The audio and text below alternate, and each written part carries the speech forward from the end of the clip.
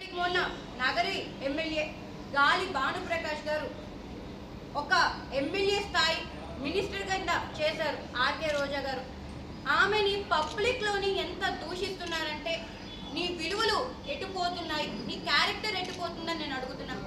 Vamp క్యారెక్టర్కి ఎక్కువ, హీరోయిన్కి తక్కువ అని అంటున్నారు. ప్రజా ప్రతినిధి అయ్యుండి, నగరి నియోజకవర్గ ఎమ్మెల్యే అయ్యుండి ఇంత పెద్ద మాట ఎలా అంటారు ఒక ఆడబిడ్డ గురించి? ఈ ప్రజాస్వామ్యంలో ఆడబిడ్డని దూషించే హక్కు నీకెవరిచ్చారు అని కూడా ప్రశ్నిస్తున్నాం. ఆ మాట అనడమే కాకుండా దేనికి ఎక్కువ అని ప్రజల్ని తిరిగి అడుగుతున్నారు. ప్రజలు మళ్ళీ ఆమెను ఆ మాట అనాలి అన్న ఒక ప్రేలోపన చేస్తున్నారు.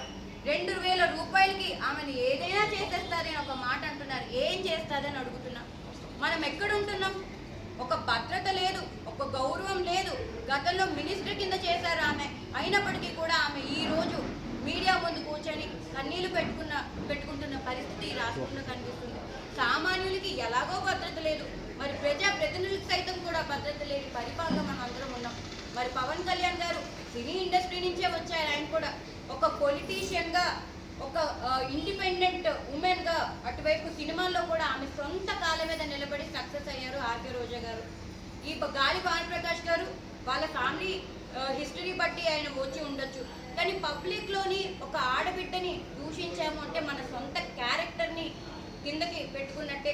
రేపు నీ నియోజకవర్గంలోని ఏ ఆడబిడ్డ కూడా నీ ముందు నడవాలి అంటే ఆయన ఈ మాటే మమ్మల్ని కూడా అంటారేమో, ఇలాగే మమ్మల్ని కూడా చూస్తారేమో, ఒక భయ భ్రాంతుల్ని కూడా ఈ నియోజకవర్గ ప్రజల్ని చేస్తున్నారు గాలి భానుప్రకాష్.